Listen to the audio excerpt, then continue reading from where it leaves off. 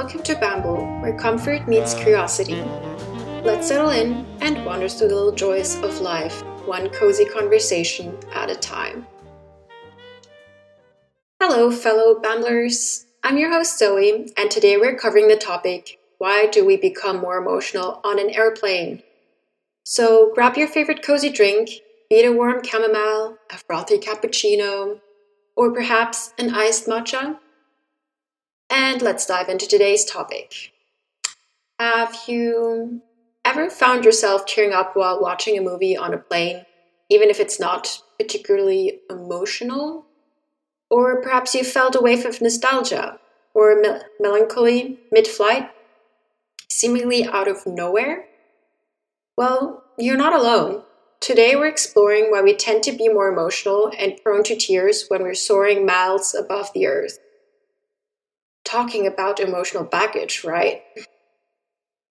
Well, I remember a flight a few years ago, settling into my seat with a lineup of movies to pass the time, and I chose an animated film, expecting lighthearted entertainment. Yet halfway through, I found myself discreetly wiping away tears, hoping my seatmate wouldn't notice. Shame on you, Pixar. And it wasn't just the storyline. There was something about being up in the air that made my emotions more fluid, I would say. This experience led me to wonder, what is it about flying that tugs at your heartstrings? So let's start with the science of altitude and emotions.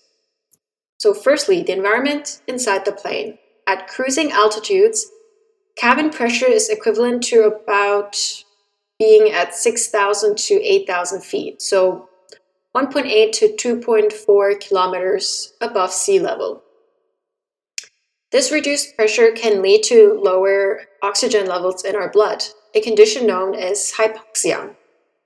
Even mild hypoxia can affect our mood, making us more susceptible to feelings of anxiety or sadness. Additionally, the dry cabin air can lead to dehydration, which has been linked to impaired cognitive function and mood disturbances. So the very atmosphere of the plane sets the stage for heightened emotions. Then there is the psychological cocktail of flying, and I don't mean your drink. Flying is a unique experience that combines several psychological factors. Lack of control. So when we're on a plane, we're entrusting our safety to the pilots and the crew, which can lead to a subconscious feeling of vulnerability.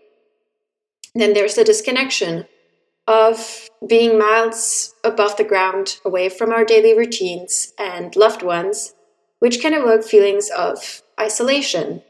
And then there's the confined space. The limited personal space and inability to move freely can heighten stress levels. These factors can create a perfect storm for our emotions to surface more readily than they might on the ground. Then there is the in-flight entertainment effect. So, have you ever noticed that the movies seem more touching at 35 feet above the ground? There's a reason for that. The combination of cabin pressure, reduced oxygen levels, and the emotional state induced by flying can make us more susceptible to the narratives we engage with. Airlines have even acknowledged this phenomenon. For instance, Virgin Atlantic introduced weep warnings for certain films after noticing passengers were more likely to cry during in-flight movies. It's not just the films, it's the environment amplifying our emotional responses. Then there's the role of fatigue and stress. Traveling, especially air travel, can be exhausting. Early mornings, long security lines, and the general hustle can wear us down. Not to forget the "have I packed everything" thought.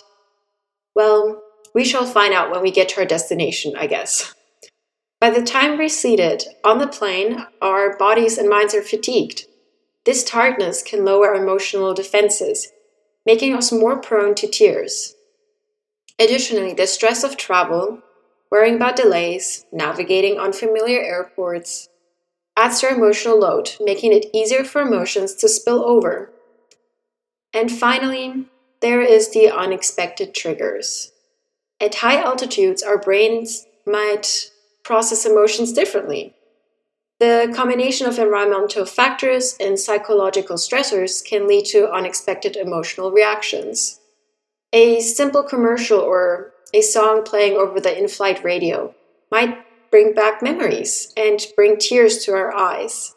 It's as if our usual emotional filters are temporarily set aside, allowing feelings to flow more freely. Allowing for feelings to flow more freely. If you find yourself more emotional during flights and wish to manage these feelings, here are some strategies I have gathered. So, of course, stay hydrated. Actually, stay hydrated all the time. Drink plenty of water before and during the flight to combat dehydration, which can affect mood and cognitive function. And that doesn't include your cocktails.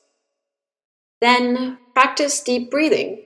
That can also help. Engage in deep breathing exercises can help calm the nervous system and reduce flight anxiety. Techniques like the 4-7-8 method, inhale for 4 seconds, hold for 7, and exhale for 8, can be particularly effective. Create a comfortable environment. That is the case for any time, actually.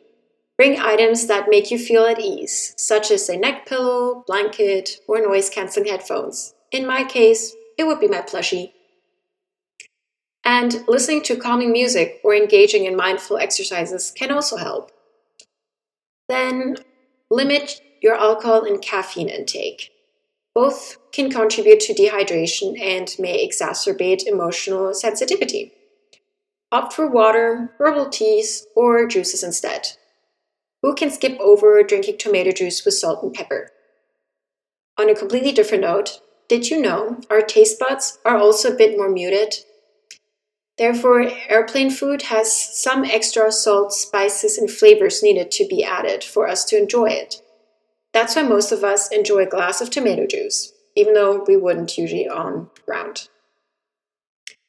Then you can also engage in light physical activity. Simple in-seat stretches or walks to the restroom can improve circulation and reduce the feelings of restlessness, mostly at longer flights. So, I'd love to hear from you, dear Bamblers. Here are some questions to ponder and share your thoughts on in the comments below. Have you ever experienced unexpected emotions during a flight? And when was the last time a movie, book, or song has moved you to tears on a plane? And which was it? Please comment below. I'd love to hear some inspirations for my next flight and scaring my seat neighbor with my tears. So, the next time you find yourself getting misty-eyed on a plane, remember, it's a common experience influenced by a mix of psychological and physiological factors. Embrace it as part of the journey. After all, travel isn't just about moving from one place to another. It's also about the journey, the internal journey itself, the emotions we encounter along the way. And as always, thank you for joining me on this cozy exploration. Until next time, stay curious and keep embracing the little wonders of life.